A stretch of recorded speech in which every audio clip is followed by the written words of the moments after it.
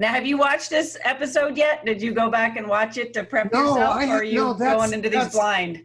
No, that's the fun of these. I have not seen these since they came out. Funny as it is, I don't sit around and watch old Daniel Boone shows. Although now I did watch a number of them when I was writing my book, and I did get to see some, like the one with Vincent Price and stuff. So I shouldn't say that. I have seen more of them recently, but this is one I haven't seen. It was shot in Kanab, and I love Kanab. I still love Kanab today, and love to go there for the roundup and stuff. And I loved working with these two guys and having other kids on the set. So this was a very fun episode to watch. So you remember a lot about this episode then?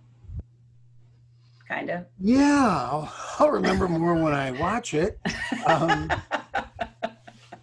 Well, I just remember getting to go on location, because usually it was just shot in Los Angeles or in Malibu. That was, that was the extent of the dark and bloody grounds of Kentucky for Israel. But for the pilot and for this one, we actually got to go to Kanab, Utah, and got to stay there at the Perry Lodge, which is still there, and film this. And I remember I just got to play with a lot of the local kids that were there and just be a kid for a few days and away from Hollywood. And that's one of the things I remember most.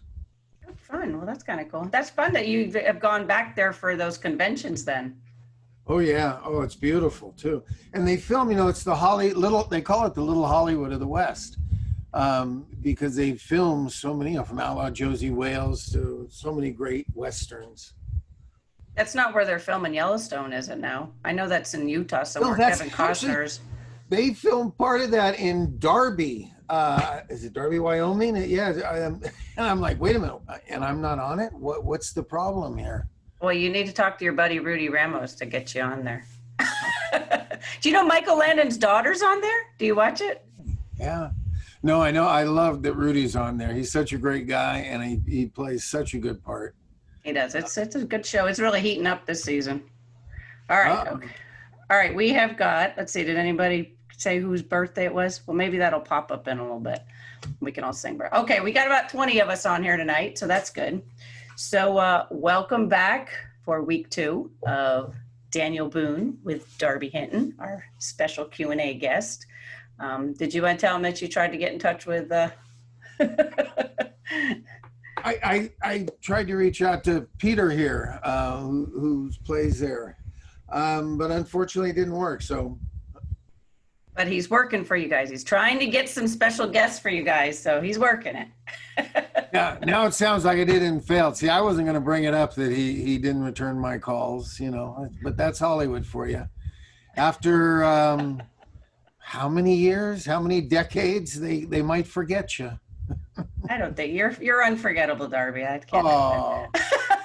All right, so we're going to go ahead and get started. This first portion is about 15 minutes long. It's going to be the open with the music open, and then of course the first scene. So we'll see you in about 15 minutes with some recollections from Darby Hinton.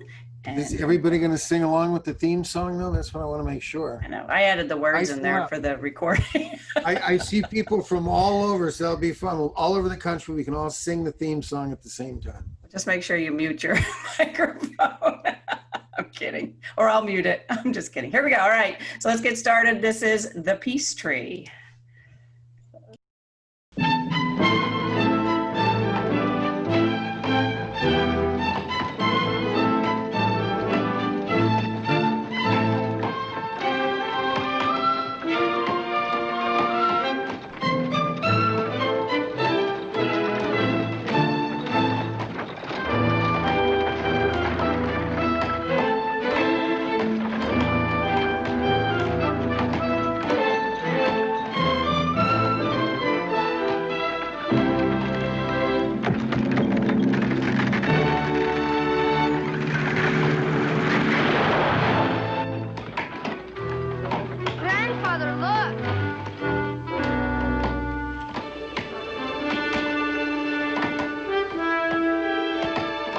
A message from our chief, Manewa.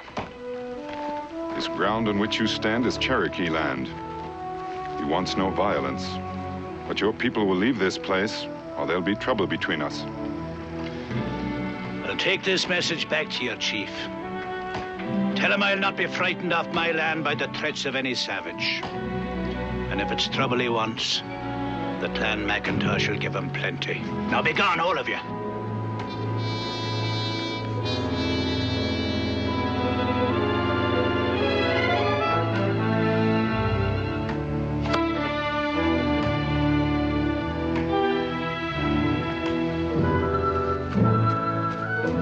It's ready, Roderick. Stand from under! Come here, lad.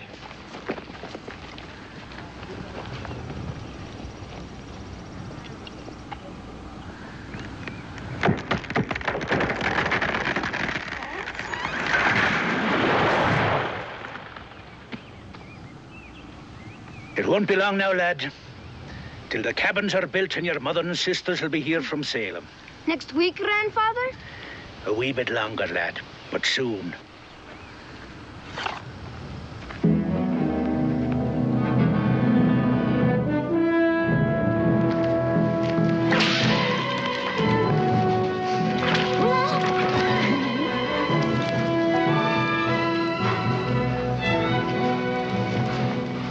There will be no violence.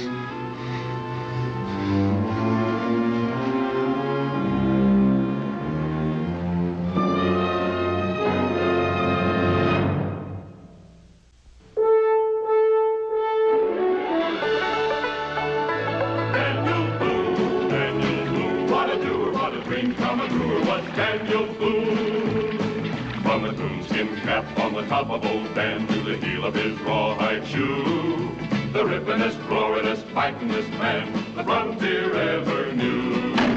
Daniel Boone was a man, yes, a big man, and he fought for America to make all Americans free. What a boon, what a doer, what a dream come truer was he.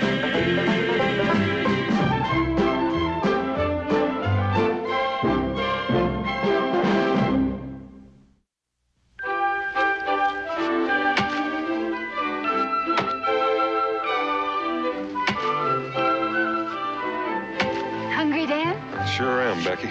There's chicken and honey and corn. Oh, Fritz! Oh! Well, that was a nice lunch.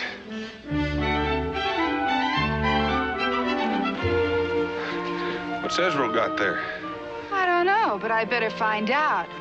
Israel! Israel!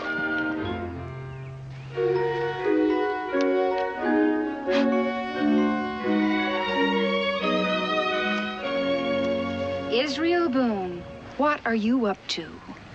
Just got something. What have you got there, young man? Pepper? We need it for cooking. We? Monalutha and me. Monalutha, Chief Manewa's son? Yes'm, we're friends. Yes, dear, I know. Just where are you doing this cooking of yours? At the Peace Tree. Why there? You're an old girl. You wouldn't understand. I'm also your mother, and I might.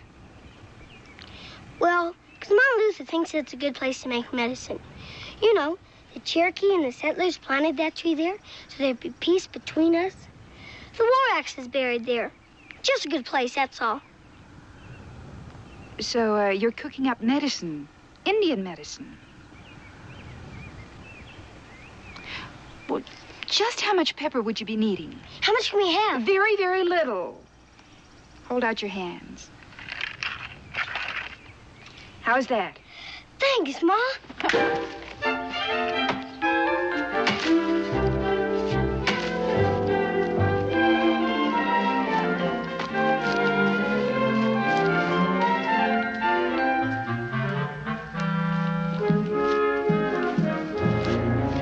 Mingo. And you? Do you remember a group of Highlanders led by a man named Roderick McIntosh? Yeah. 12 men and a small boy. They came through Boonesboro a few weeks ago, heading north. Well, they didn't go north. They're cutting timber to build cabins on Deerhorn Flat. Deerhorn Flat.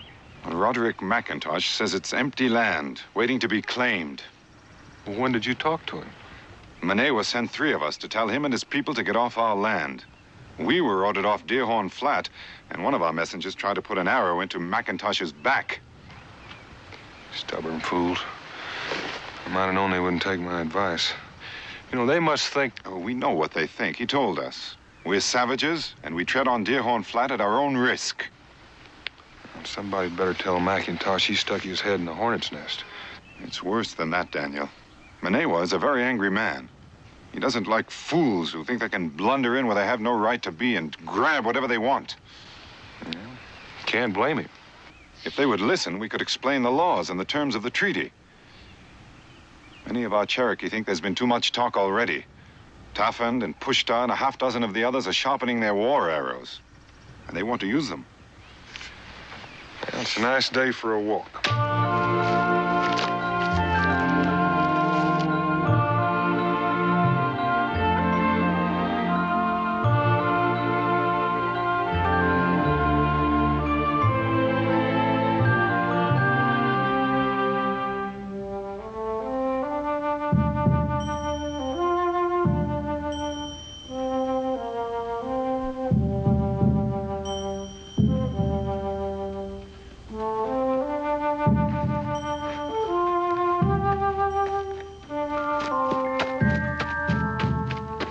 Israel? Marlutha?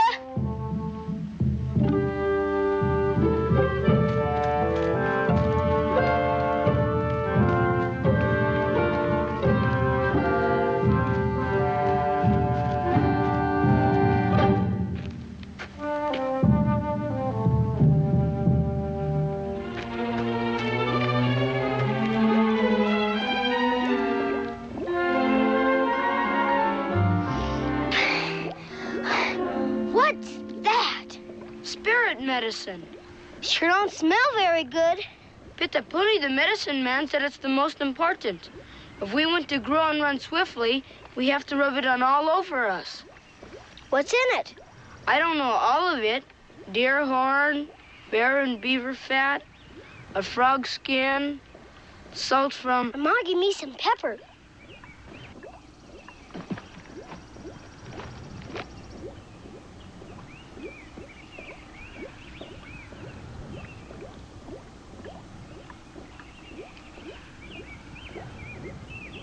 Pepper? Nah, that's a ladybug. Pounded deer horn cooked and rubbed on legs makes you run fast and jump high. Bear fat makes very strong. What does pepper do?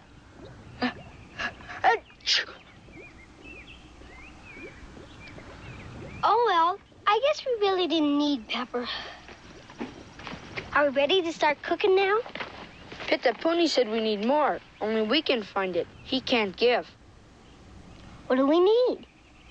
Hair from a rabbit to make us jump high. Hair from a skunk to make our nose smell. Hair from a fox to make us wise. Eyes from a frog to make us see underwater. Stingy nettle to make our skins hard against arrows. Is that all? That's all.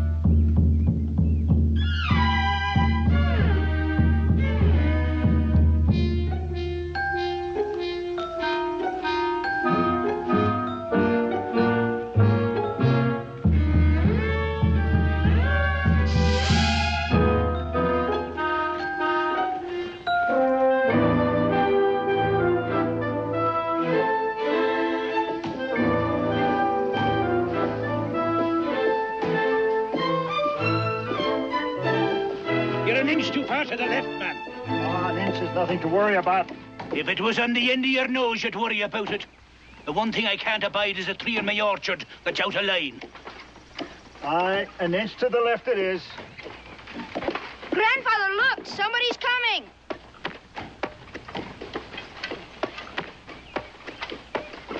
Why, it's Mr. Boone. Come on, lad.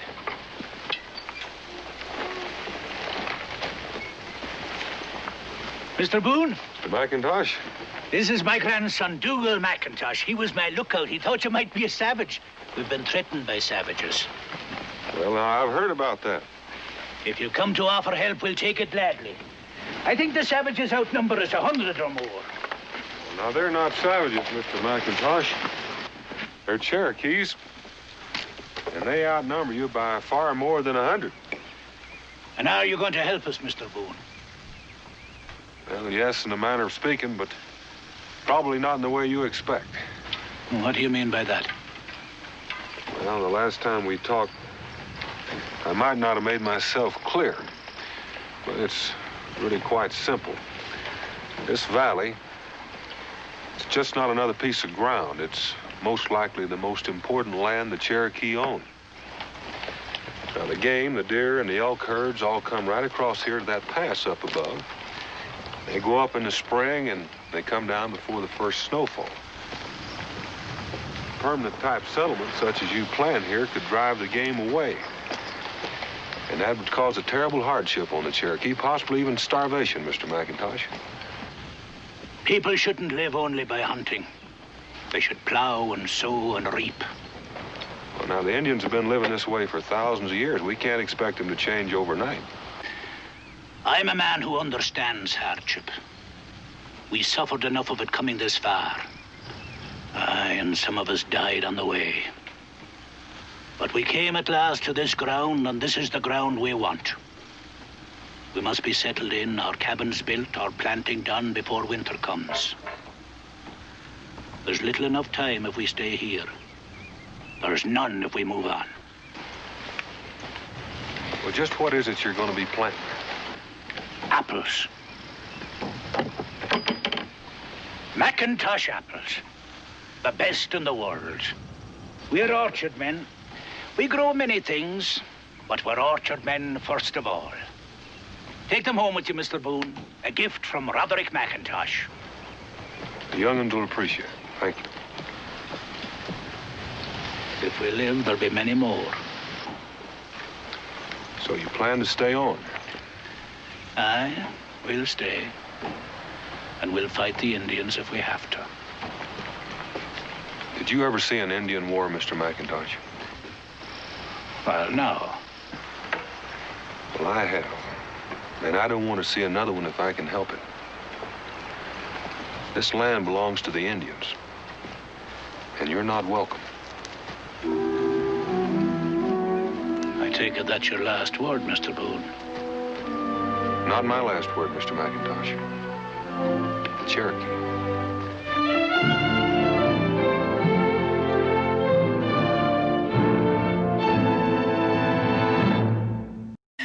Woo! That Mr. McIntosh. What's gonna? Oh, see, I shouldn't do that. I'm giving it away. What's gonna happen to Israel? Have we got their apples though? So I didn't know you were gonna bring props. you don't know me very well, then, do you, Darby? Well, I came with a picture, but that picture's a little too soon. I should put on another one. Anyway, you know what was really fun about that? Our dialogue coach, Hal. I remember Hal. He's playing one of the settlers, and it's just funny to see him because he was always behind the scenes, giving you your lines, telling me I'm no Shirley Temple, that I had to study more and be, you know. And to see him acting there, that was a lot of fun. I really enjoyed that. Which one was he? He was the one when they were driving the stake. He was the one saying, all right, an inch over. And in the scene before that, when Ed first comes up with the other Indians, he called out to him and stuff. So it's just fun picking those people out. And of course, Ted White, who we talked about. I love Ted. He was the Indian standing next to Ed, and that's Fess's. He's the stunt coordinator and Fess's double. Wow, that's pretty cool. See, we Yeah. would know these things if we didn't have this special Q&A, which brings us to an interesting question. Somebody asked this, and I wanted to ask this too, but Nancy Johnson asked, was Ed Ames better with the whip than with the tomahawk? Is that clip of him on the show? I wonder what tomahawk thing she's referring to. I can't imagine. I love it when people ask me, have you seen the tomahawk thing? No, of course not. He only had to walk on the set the next day. Because back then you saw it all right away. Yeah, we gave him a little hard time about that, but it's still, you just got to laugh when you see it.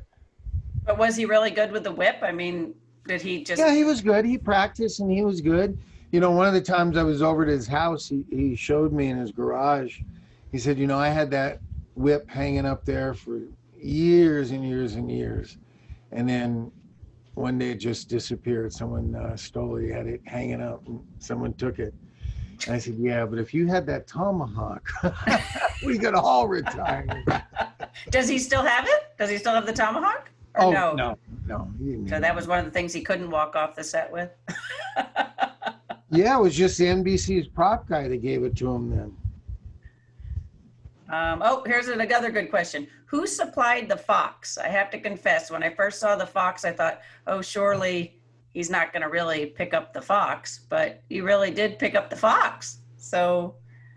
Yeah, well, that was, you know what? I could put that one on for you.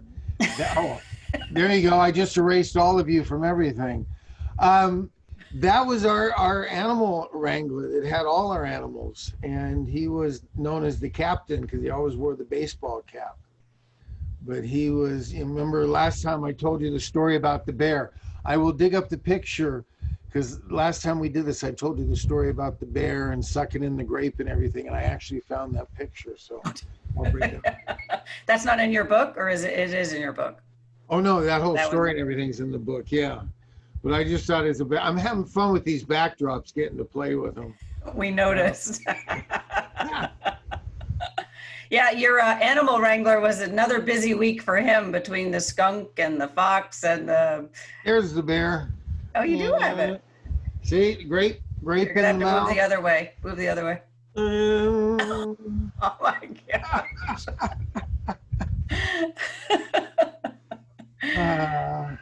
Good times, right? I know there's got to be a better way to show these pictures, but I'm having fun. What the heck? But that's show business, right? Mm-hmm.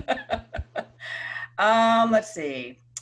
Pamela Riley Pavkovich wants to know what was really cooking in that pot. Were you guys really cooking something in the pot, or was it just whatever you were throwing in there? Whatever we were throwing in there. And the pepper didn't make it, so that's too bad. The good thing you didn't have the pepper grinder thing. Oh, I have a question. When you go running off up the hill, did they have to tell you, keep running, keep running, keep running? That was quite the run you had to do all the way up that hill out of eye shot when you run past your parents. You always kept doing whatever you were doing until you heard, cut. But you wouldn't have known because you were supposed to run out of the scene, whereas they kept on talking, right? Yep. Christine said, no questions. Just wanted to thank you for doing this again. I'm a little late, but at least I made it. Well, welcome, Christine. Rent-A-Center. I don't know. Maybe it's a new sponsor. No, I'm just kidding. I would like to know if the little native boy ever caught the skunk. That's a good question. And we don't actually see that, do we? No. But it's funny. I was watching an old Beverly Hillbillies today. When you just want to turn off the news and really forget about things, you watch an old Beverly Hillbillies. And I saw Emmy May come in with a pet skunk. And that was the same animal wrangler. He supplied animals for them. Oh, everybody. He did the, in Green Acres, what was his name? Arnold. Arnold the pig? Arnold was a pig, yeah. He did Arnold too. Charles Brown wants to know, is that Grandfather Mountain behind you? Very good. Oh, Charles gets the gold star. Yay, Charles. Wait. They had me with, where is he? There he is. The bear. It looks like it's photoshopped, like you're photoshopped in there. No, they had, again, I have some pictures. They posed the bear next to me. It's a very famous bear. Mildred the bear. Very famous bear there. So of course, let's go get the kid and, put him next to the bear. Here the bear is down. I'm sorry I'm in the way of all this. But later he's up standing next to me. Well, I had a coonskin cap on my head. And the bear started thinking that, well, maybe that's a real raccoon and maybe I should, take care of that. So that was a fun photo shoot. Did he start swiping at your head to try to get at it? Yeah, it was interesting. It was fun. See, that's what makes these things memorable. Where was your mom? Is that another meltdown scene of your mom's? No.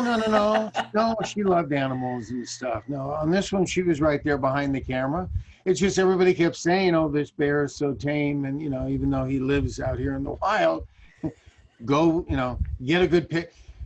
The one thing, the reason I have all these pictures to play with, and it's fun, my mom loved taking pictures. So we did some pretty outrageous things for pictures long before you could post them. This was just for her own private fun. Well, then she would love that you're getting all this mileage out of them. So that's good. And we appreciate you sharing them with us. So there you go. They're better than disintegrating up in the attic.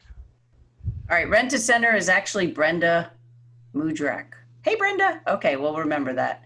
And Charles is telling us that he is not naked watching this week either. But are you eating your dinner, Charles?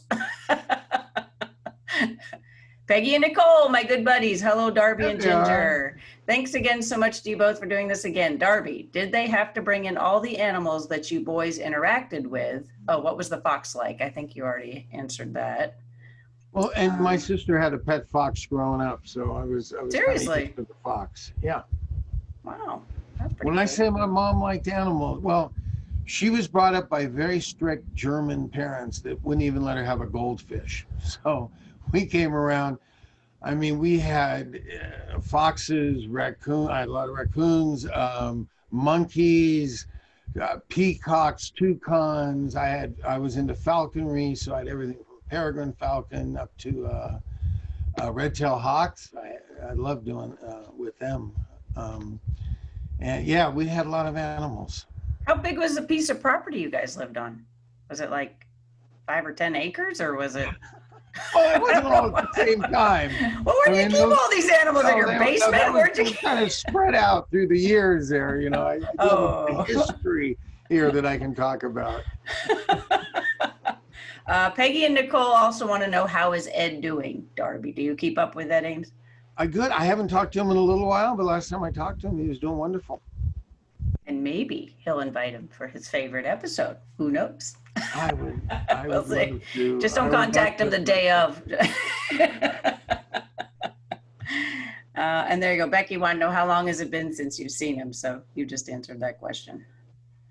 I think I got all those questions. I did find out it's John Chesna's birthday today. Happy birthday. So happy birthday, John. Hope he's joining us. I didn't even look to see if he was on the list. All right, well, let's go. Let's see the rest of this. All right, here we go. This one is about 16 minutes long. So here we go with part 2. It says that heats up. Awa! Oola, oola, awa! Oola, oola, aga! Oola, oola, awa! Oola, oola, aga! Awa, awa, oola! Aga, aga, oola! Oola, oola, awa! I'm tired. Ain't that enough? Oola, oola, awa!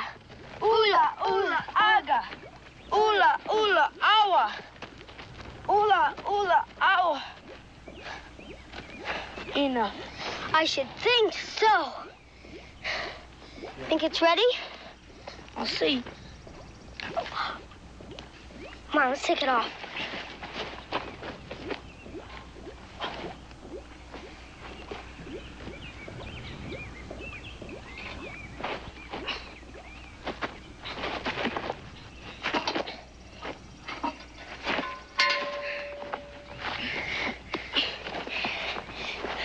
Let's wait till it cools off. Yeah.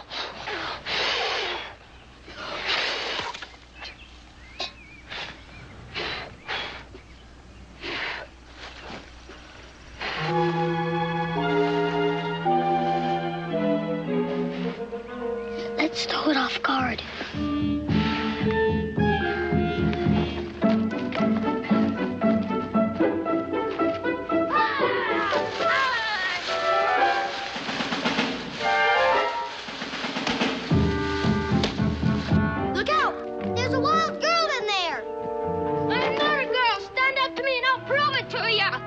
But you're wearing a dress. It's kilts I'm wearing, and it's a man's way of dressing, not a woman's. Stand up to me and I'll prove it. No, you proved it enough already.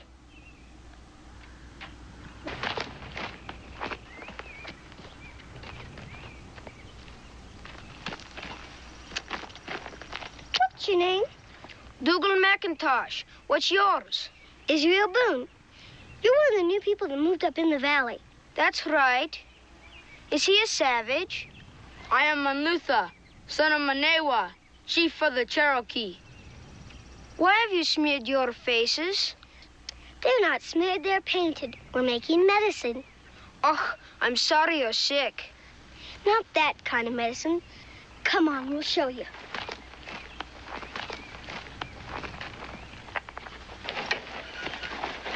Indian medicine. Works magic if it's strong enough. Whew! Strong it is. Only strong medicine is good. What's in it is the secret. The Cherokee medicine man told us what to use. But we had to promise not to tell anybody. And it works magic? It makes men strong. You rub it on you and it makes you grow. See? You don't have to wait. You start growing right off. I didn't believe it. All right, we'll show you. Come on, Mama Luther.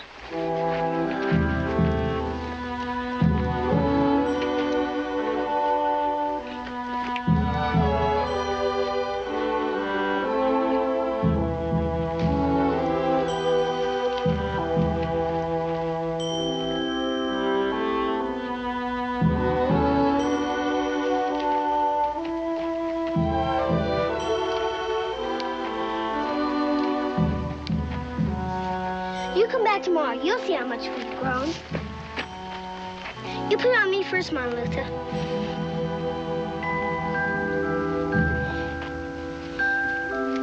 You own my shirt.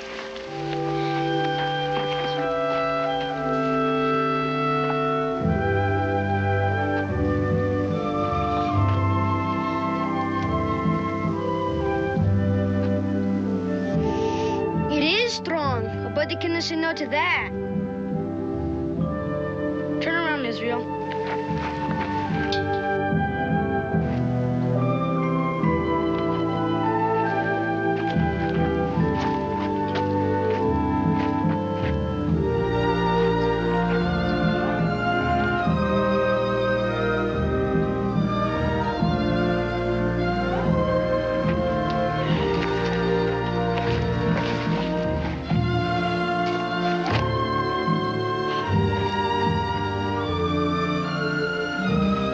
Would there be enough left for me? Sure there is. I best get measured first.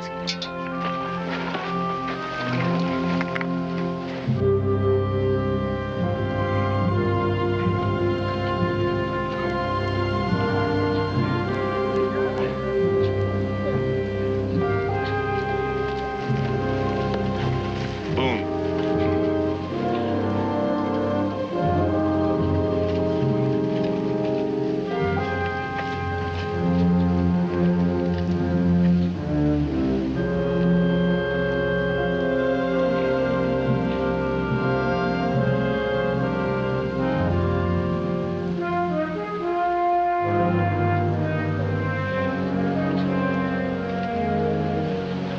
You talk. Newa, these Highlanders are not bad people. They're just cranky and stubborn, and they don't like being told what to do. They must move. Well, I know it. But the trick is getting them to know it. They've come a long way, and they've had hardship, and they see that land as the end of their journey. It is our land. If they not leave, we drive them off. Well, that'd be like driving a bear down a badger hole. You'd get scratched up some. We can kill the bear. Well, this a bear'd take some killing. There'd be many empty Cherokee lodges before you were through. Better to die fighting than to die of hunger. Well, Manewa, I don't want anybody to die for any reason. The Highlanders are my brothers, The Cherokee are my brothers. We can live in peace. They must move. Well, I'll do what I can to get them to move. Will you give me time to reason with them? How much time? 5 days. 5 days. 5 days.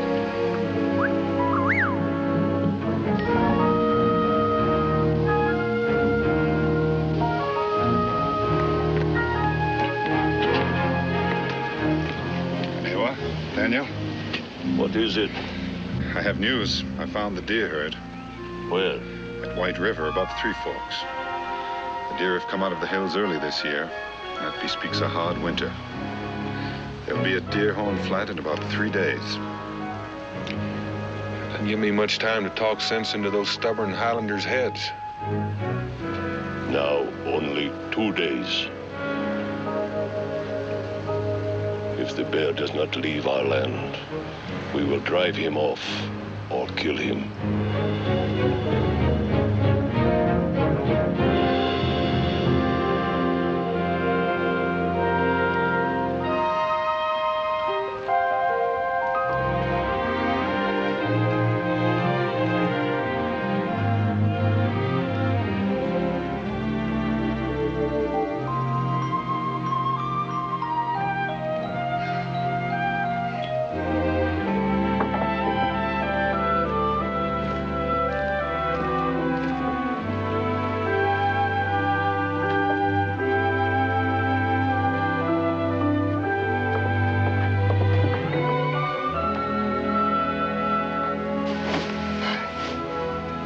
Becky, what are you doing? What am I doing? Can't you smell it? Yeah, I can smell it. I can smell it a quarter of a mile down the trail. Wind must have been just right. A quarter of a mile. Oh, good heavens. Are you sure it's coming from here? I don't know. I spent the afternoon at Mrs. Bradley's, and when I got home and opened the door, it very nearly knocked me over. I can't find what's causing it. That smell's not inside. It's outside.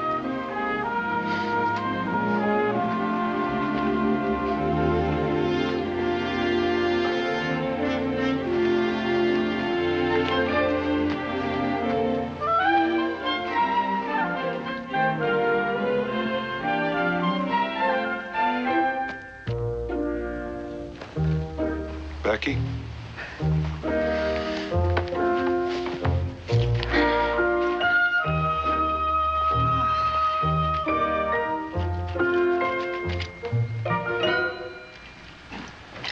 But, Pa, if you wash off all my medicine, Monmouth and Dougal will grow so fast I'll never catch up. They'll do what? Grow, Pa, grow. You mean that stuff is something you put on to make yourselves grow? Sure, Pa. Cherokee medicine. Well, now, you and Mon Luther didn't cook this up yourself, did you? Or maybe you had a little help from Chief Manewa's medicine man. How did you know? Oh, I'm a good guesser. I bet he told you how to make the medicine and gave you everything you needed to do it. Only part. And the part with the peculiar smell? How do you know? I've known Pittapooney for a long time. He's the sort of man that like to play a good joke on a couple of young'uns. It ain't a joke, Pa. It's real Cherokee medicine. It is real, ain't it, Pa? The medicine's made right. It'll do what you want. Well, a lot of men think so. I guess if you believe it enough, it might just do the job. Now, let's get that face.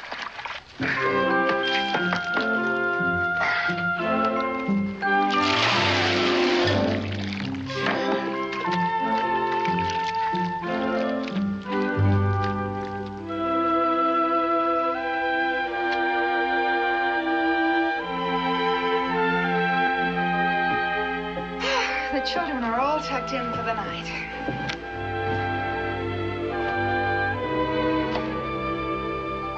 Dan, who is in the right?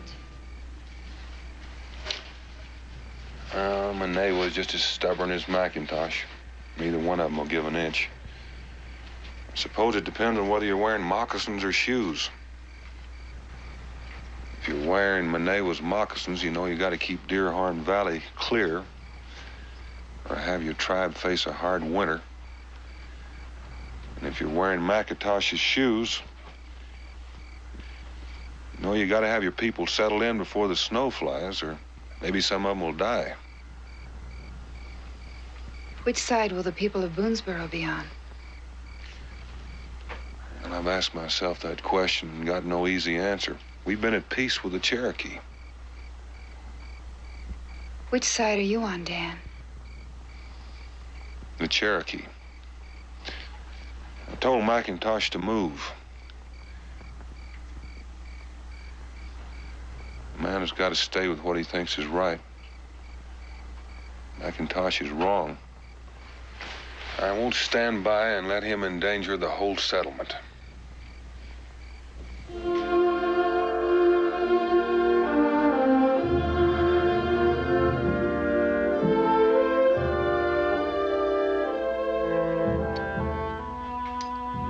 All right, Mom, Lisa.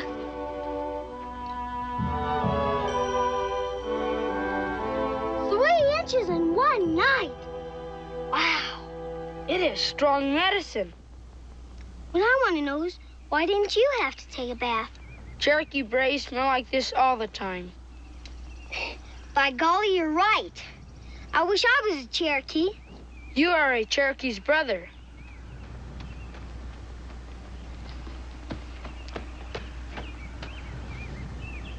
You had to take a bath, too. That I did, not 5 minutes after I got home. Mon Luther kept his medicine on. He grew this much. I didn't believe it. Show him, Mon Luther.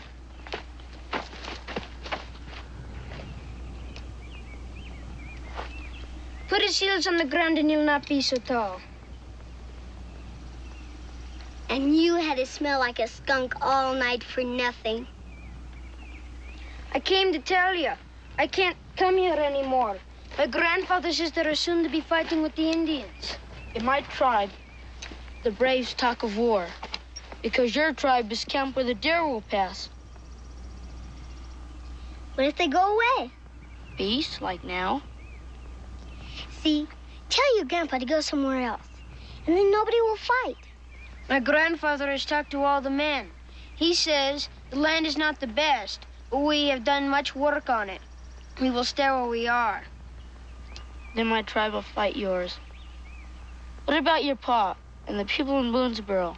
Will they fight the Cherokee? Most likely. Our tree will be cut down, killed. Yes. What has the tree to do with fighting? It is a peace tree.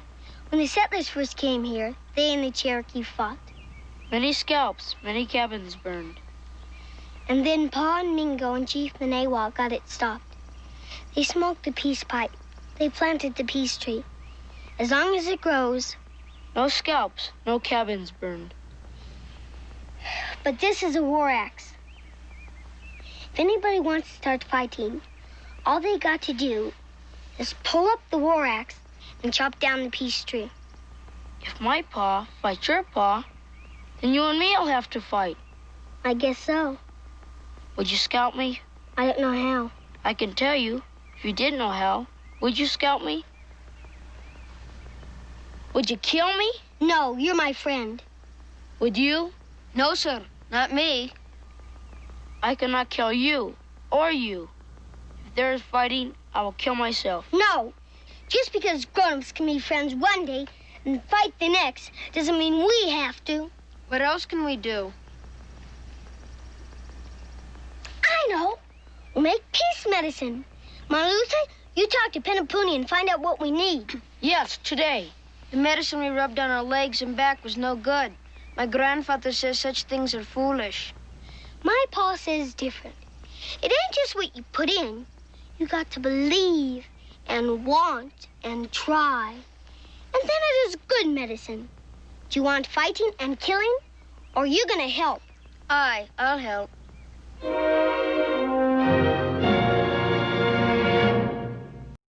I'll tell Now you. you know where this picture is from. There we go. I know. When you took the bath, though, I think all the questions blew up. So I'm pretty sure one of the big ones is the part where Pa grabs you by the britches and hauls you off to put you in the bath. How many takes was that? That was just, he used, I think in a couple of the earlier episodes, he would grab me by the seat of the pants like that and just twirl me around, put me on his shoulder. I think that was the first season. So was that ad lib for him to grab you by the britches, or was that? No, I don't think it was ad lib. He let me know it was going to happen. But yeah, I got to tell you, I don't know. It's really jogged that whole scene up there with the kids and all that. I'm remembering the dialogue and stuff. It's pretty amazing. Well, it's pretty profound for kids your age. I mean, did you understand what you were saying? Some of those words are really hard, especially those Indian names. I know, and I think I blew it too. I when I was etching out the tree, I think I said his name. I'm still not good with names. Yeah, it was. It's interesting. I think this was done during Vietnam and the whole peace movement that was going on then, and yeah, you kind of knew what we were trying to do. We didn't want to fight. Yeah. Somebody asked, Peggy and Nicole, what did you boys actually spread all over yourselves? It looks like mud. Was it just mud? It was basically mud. And then again, like last week where you had to stay wet, did you have to stay in that mud for like several scenes, or did they have to keep mudding you up? Mud? What about me sitting in the tub? I had to sit in that tub with the water kept getting poured over me and stuff. Oh, did he do several takes? And what they have to do, dry your hair and then do it again? Or did they only do one take on the actual dumping of the water over your head? I think they might have dried, I can't remember. They might have dried my hair again, but I know that there was a lot of dialogue that we did with me sitting in the tub. Yeah, that was cold and wet. I remember that. We had some cute little looks too, which were kind of neat. I can't believe I went shirtless there. I mean, it's fairness, a couple times. I love when you hand your shirt off to the other boys and say, "Here, hold my shirt." That was probably ad lib. Yeah, see, I should have gone to the gym more to, get in better shape and to pump up for those scenes. You're a little at that age, you don't think about that. You just run around. Speaking of, who came up with the dance when you were running around, like jogging around when your parents were looking for you? I know. I remember. It's funny, like I say, parts of this just really jogged the memory. I'm like, oh yeah, I remember that. What was the direction in the script? Just come out jogging, or did it have any sort of come out dancing? Yeah, or was that your own design? Israel comes out from behind the cabin, does a loop and starts to go back. But I love the, the whole scene. Oh, hello. The whole scenery and stuff is the country is beautiful. Yeah, where you said that's in Kanab, but I mean, did they plant that tree there, or did they seek out and find that tree and then work around it? Like, is that a real tree? Now that I'm saying I'm sure this is when we were back in Kanab doing it, because this doesn't look like the Kanab. Well, it does if you drive into the national park and you start getting around the Grand Canyon. Of course, you get those. Yeah, so I think this is outside of Kanab. I'll have to ask my good buddy Bonnie. He'll tell me exactly where this is. But was that tree there, or did they plant that tree? Like, did they bring that in as a prop? The peace tree? Yeah. I can't remember. I was getting upset when they were cutting down the big trees and the giant ones in the beginning. Oh, did they actually do that, or was that stock footage of them doing that? No, I think a couple of them they cut down. They actually did cut down. I'm sure there was some. I'm sure it was all stock footage. Boone would never do anything like that. Well, if it's a national park, I don't know that they would let you, would they? Well, and if they did, it would be because it was going to be cleared anyway or stuff. Yeah, it's not, it's not like when I was doing some of my other kind of movies when it's a student film, No, when the Boone set rolled in, everybody knew we were coming to town. Yeah, I have to say those Macintoshes got their cabins up fast. I know, I was impressed with that. And a lot of villagers too in India. I mean, this was a big budget production back then. This was we were going strong. We were in Technicolor because, you know, we started out in black and white. And this is when we got up to like 30 million viewers and stuff. So they were, thank goodness, giving us money to work and have fun. Yeah, because I noticed there was a lot of Indians in the Indian Village. I mean, was it at a time at Hollywood they weren't, I hate to say real Indians? Were they people dressing up like Indians? I don't know if the Indian chief was a real Indian, to tell you the truth on that one. But, well, I mean, when we could, we would, you know, if we were near it. But usually, yeah, it was Hollywood actors, central casting. You know, come on down and be an Indian for the day. I'm going to get that bucket haircut I talked about, aren't I? If he puts that over, see, and then the scissors just go. Well, I have to say some of the Indians have very straight bangs on. I was wondering if those are wigs. All right. Peggy and Nicole said, we feel compelled to point out how absolutely adorable you are, Darby. So there's your compliment. Oh, thanks. Becky says, wouldn't the scene with the kids be great for the time now with all that's going on? And that is true. Well, that's why when the Darlings suggested this, well, I went, yeah, a little bit of peace, a little bit of harmony, like, you know, love. Susie Kaufman asks, cold water or warm water when you were taking the bath? They were nice enough to do warm water. But it was, you know, a shallow thing. So when you sat around and it got cold pretty quick. But when they were pouring it over my head, yeah, they were nice enough to heat it up a little bit. Do you remember what time of year this was that they filmed this? No, this was all on a sound stage, so it didn't really make a difference. Oh, so the cabin was the sound stage then? Anything with the cabin was all sound stage? Pretty sure that was a sound stage. Yeah. That would make sense because you were there a lot, so that would make more sense. Well, I noticed some of the cabin that they had in the real woods, which wasn't the sound stage. So I guess they threw that up quickly, or they found something. You know, they had the old fort, but it's fallen apart now outside of Kanab that we used in the pilot of it. Oh, but the remnants are still there?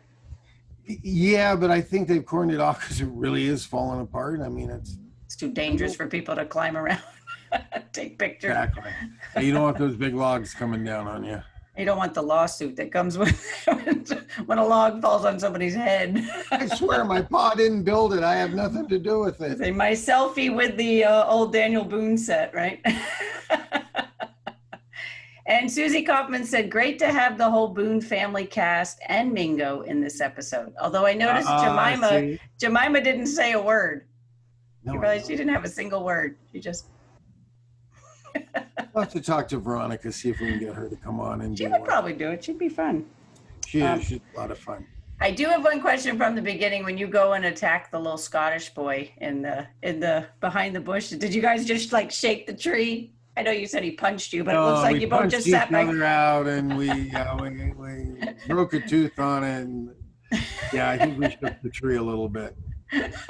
That was a great line. Let's see if we can save the peace tree. Come on. All right, Darby's ready to get back at it. Okay, there we go. Part 3. This one's about 9.5 minutes. So keep the questions coming. Everybody's doing great, and we'll be back in about 9.5 minutes.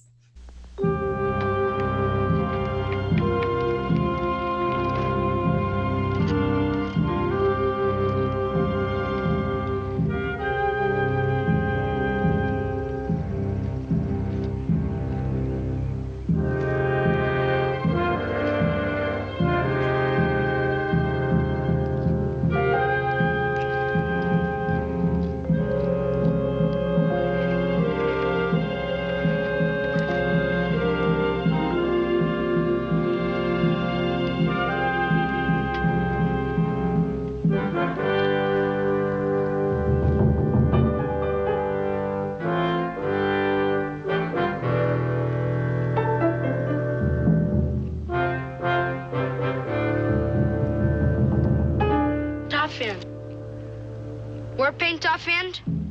Who did the Cherokee fight? Settlers at Deerhorn Flats. No, we're at peace.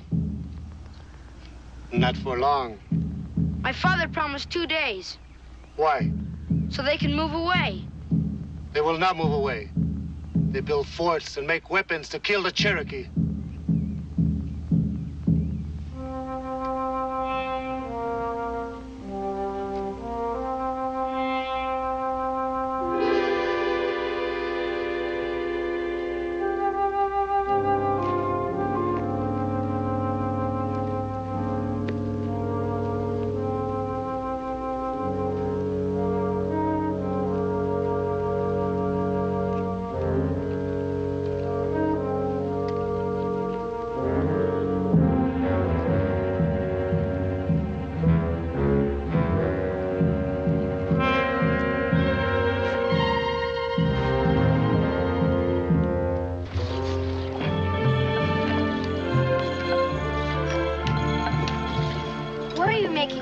Father?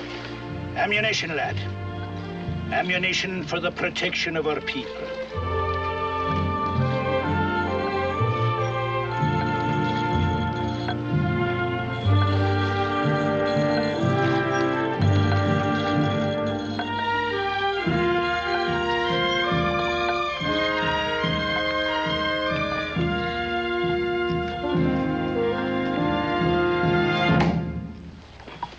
As true as a Cherokee arrow.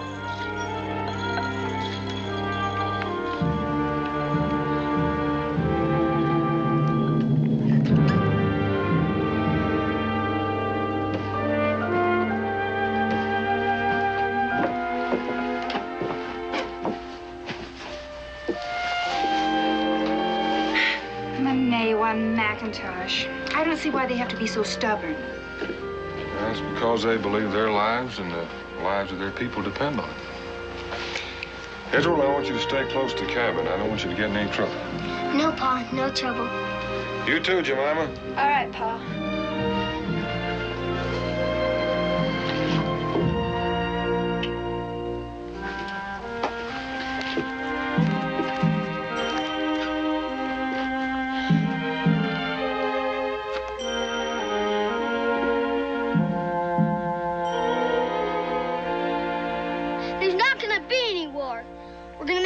Medicine, and that will stop everybody from fighting.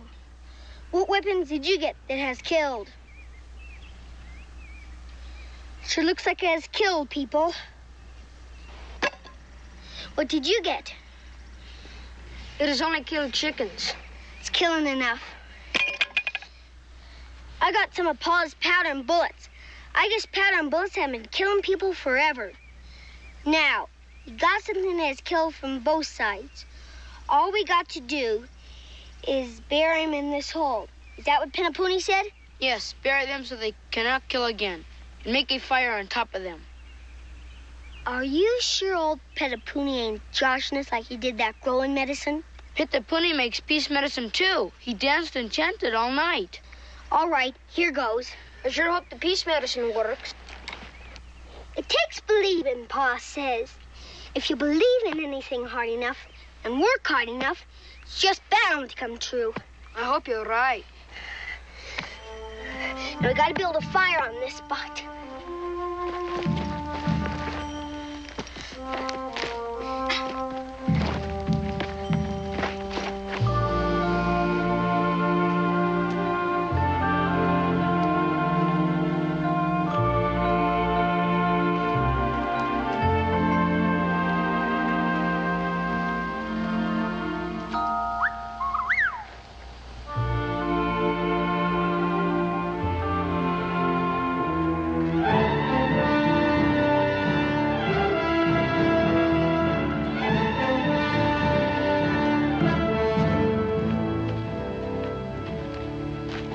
Look, Mingo.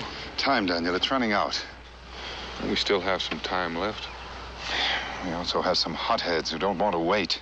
Taffand, Pushta, some of the others. You see, Daniel, they're afraid that the Highlanders will use the 2 days to dig in. And before they're dug out, it could mean a great many dead Cherokee. Mean a lot of dead Highlanders, too. There'll be some way of talking them into leaving. Why don't you come along with me? We'll both talk to them. You think I'd be welcome? No, I expect not. But you might be just the one to show them what they're up against. It's worth a try.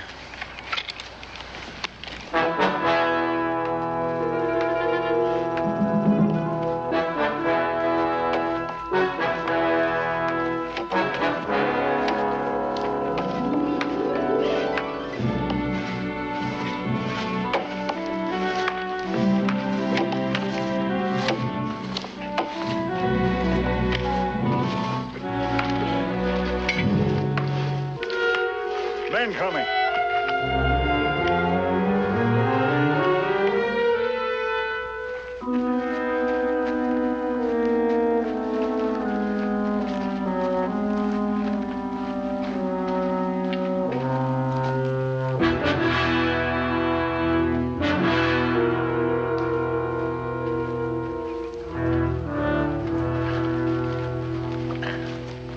Stand where you are. Come as friends. Mr. Boone, you're no longer welcome to the Clan McIntosh if you come as a friend of the Savage. Clan McIntosh. Then you would be from north of Glasgow and Edinburgh, but no further north than that. A fair country, I'm told, Daniel, although occasionally bitterly cold. But man, you're a savage. Only half. But I am here as a Cherokee to ask you once again to move, so that my people need not die. We cannot and will not move. If you don't move, you'll likely all be killed. What right have you got to endanger all these men's lives, Mr. McIntosh? The Clan McIntosh never ran from a fight. They'll not start now. Look out!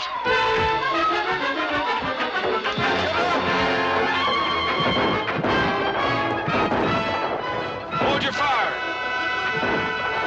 Hold your fire! They're running, lads. We've whipped them good.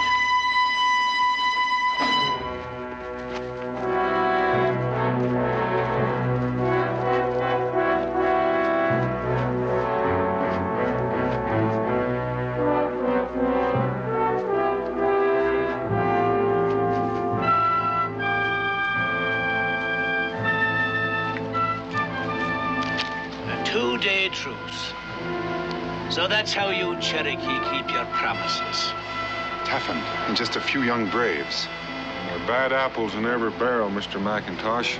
Even the Cherokee have them. One of those braves is badly wounded, Daniel. That just might do it.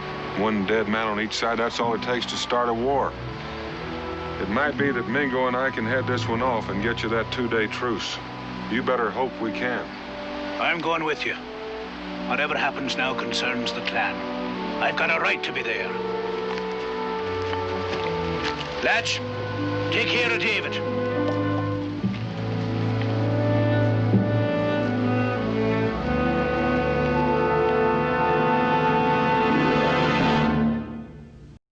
So was the bad apple comment really scripted? There's a bad apple in every bunch since it's the McIntosh clan. That, oh, pardon the pun. I was waiting for somebody to say that. I thought those were pretty fresh apples he pulled out of the trunk. Considering they came all the way from Scotland, I guess. No.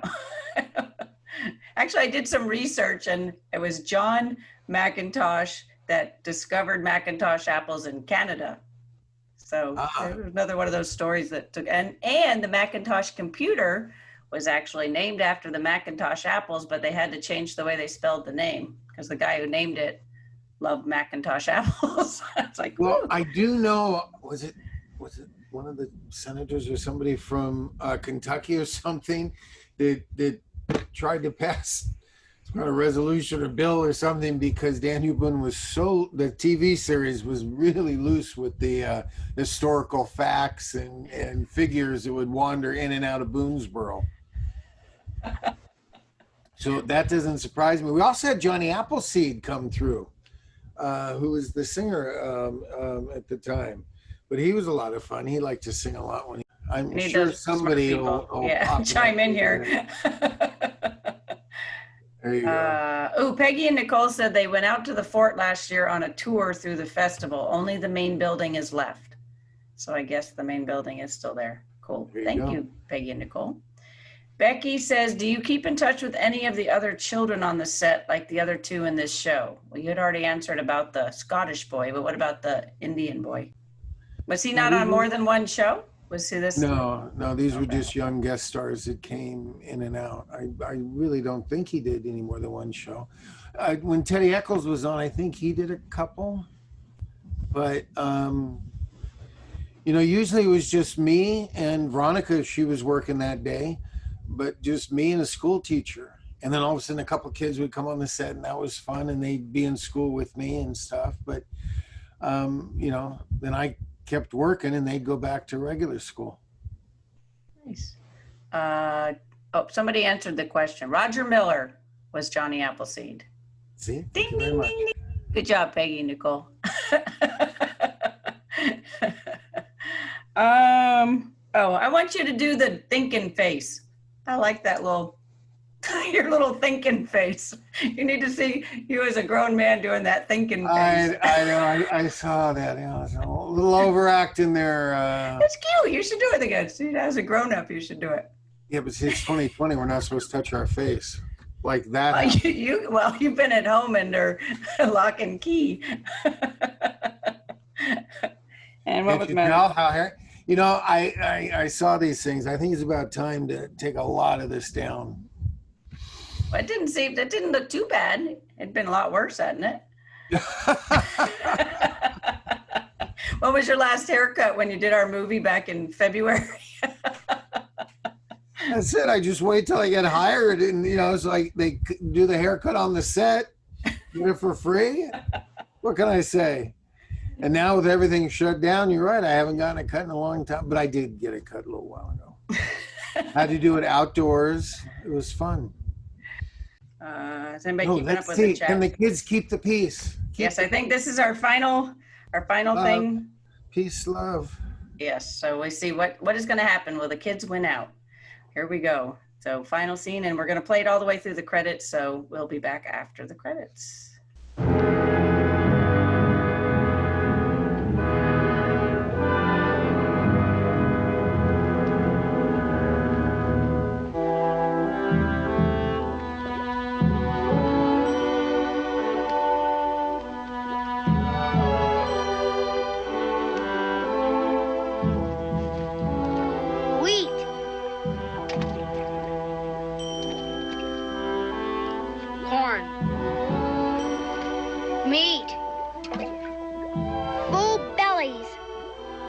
Cherokee and settler.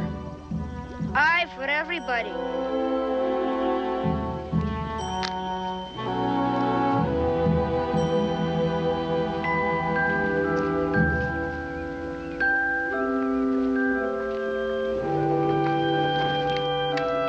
So the orchards will grow.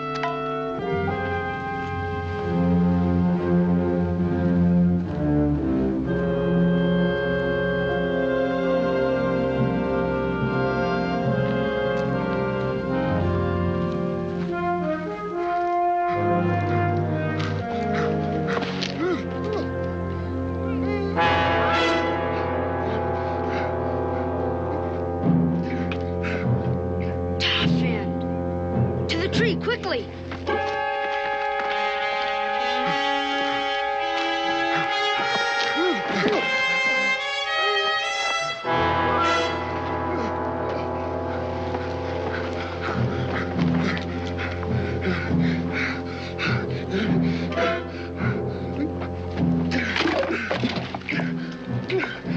Spill!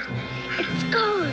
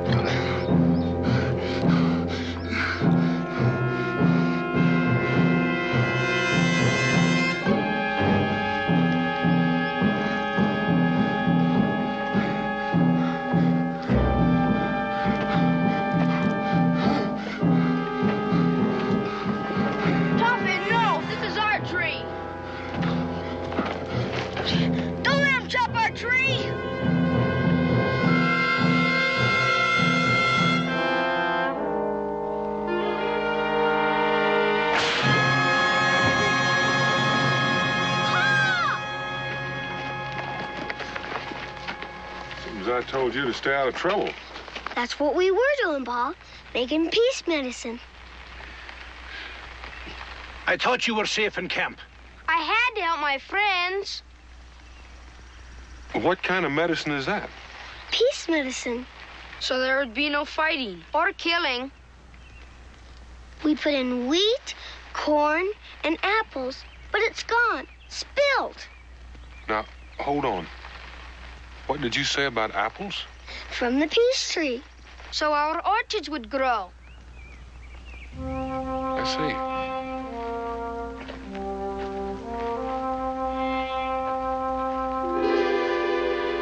Tough and tried to chop the peace tree down.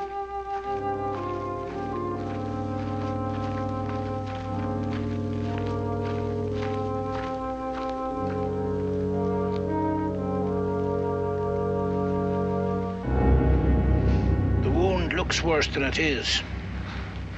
I promised you 2 days of truce. He broke my word, and you are helping him.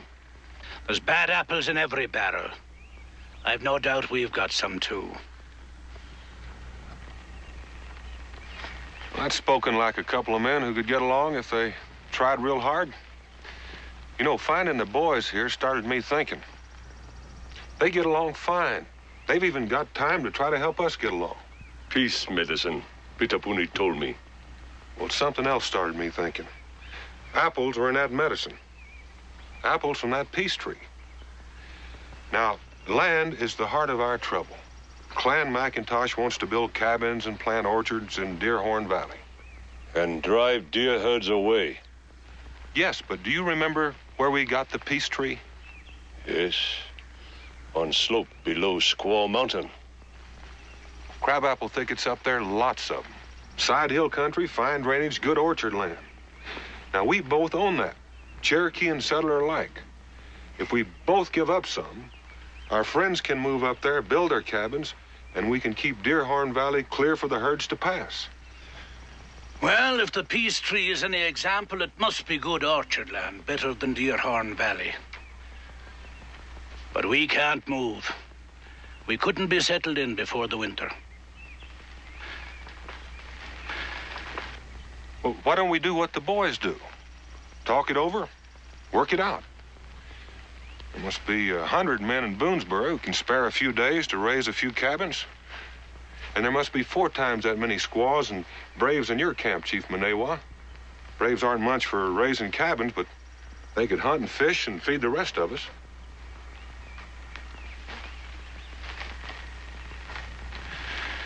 Even the strongest tree must bend before the wind. I agree. Well, let's get started.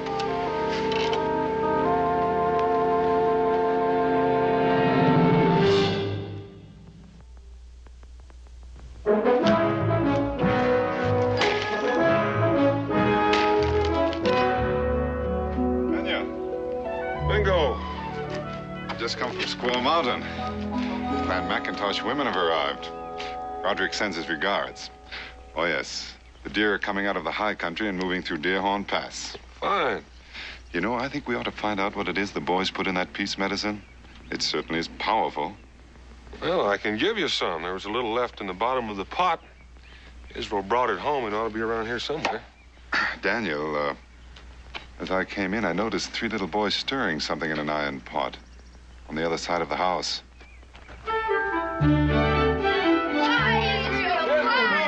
Israel, no!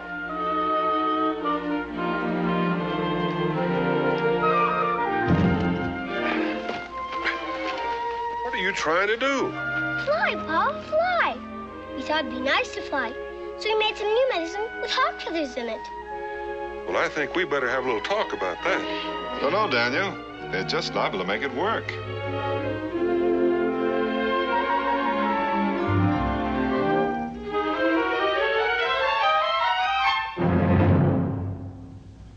Daniel Boone was a man, yes, a big man, with an eye like an eagle and as tall as a mountain was he. Daniel Boone was a man, yes, a big man. He was brave, he was fearless, and as tough as a mighty oak tree. From the coonskin cap on the top of old Dan to the heel of his rawhide shoe, the ripplingest, roaringest, fightingest man the frontier ever knew. Daniel Boone was a man, yes, a big man, with an eye like an eagle and as tall as a mountain was he. Daniel Boone was a man, yes, a big man. What a boon, what a doer, what a dream come a truer was he.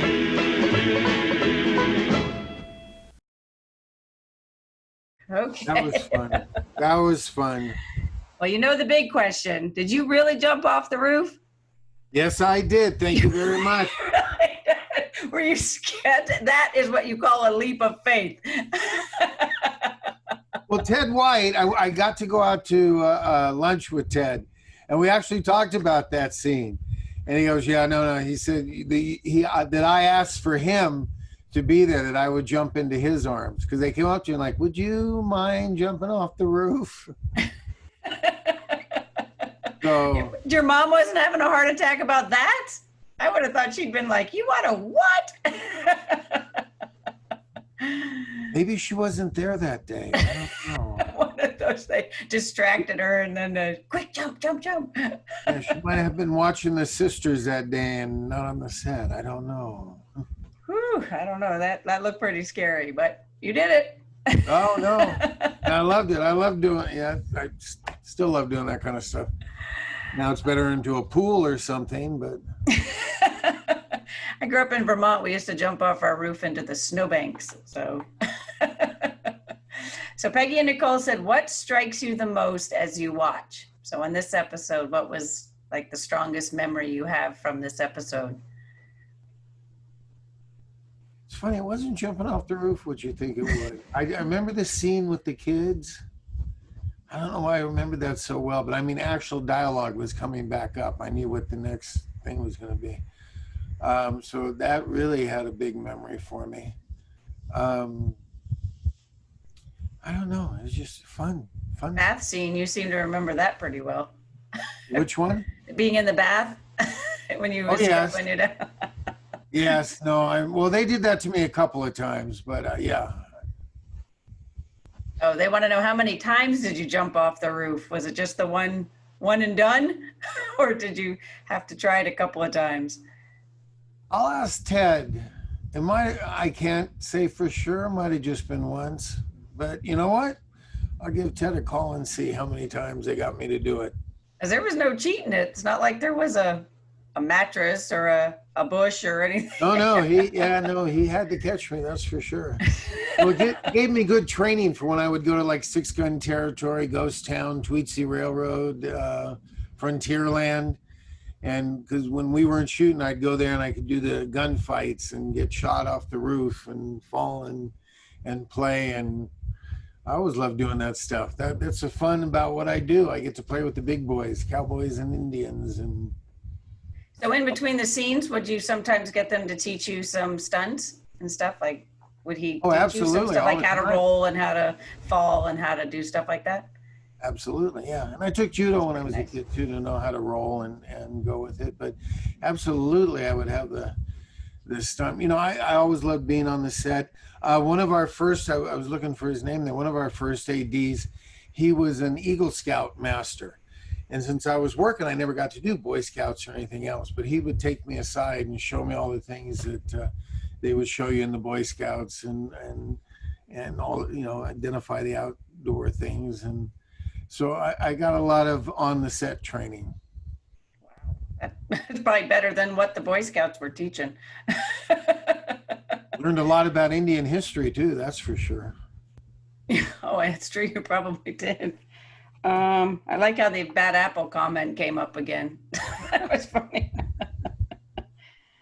Oh, how did you like that last shot? The very last one when they panned over to the, and how bumpy it was. Because you know that was on all the old crane things and how they moved over. Oh, you mean from after you jumped? I don't think it was the video. I think the camera actually was. I just noticed it's not smooth like we're used to today. Yeah, but nowadays they want it to look all bumpy so that it looks more natural. It drives me nuts. It drives me crazy, yes. But that's the thing. Doesn't look like we have more questions. Thanks so much for doing this. It was great, said Becky. And great job, Darby. You are fearless, says Susie Kaufman. Yeah, peace and love to all of you. Yeah. So are we doing this again next week? We still have Israel and Love to do, and we still have Tanner to do. Wasn't that your other favorite? Well, we'll see. We'll talk. We'll talk. We'll talk. Talk to you later. Be safe, everybody. Sounds good. Thank you, Darby. Have a good night. Good night. Good night, everybody.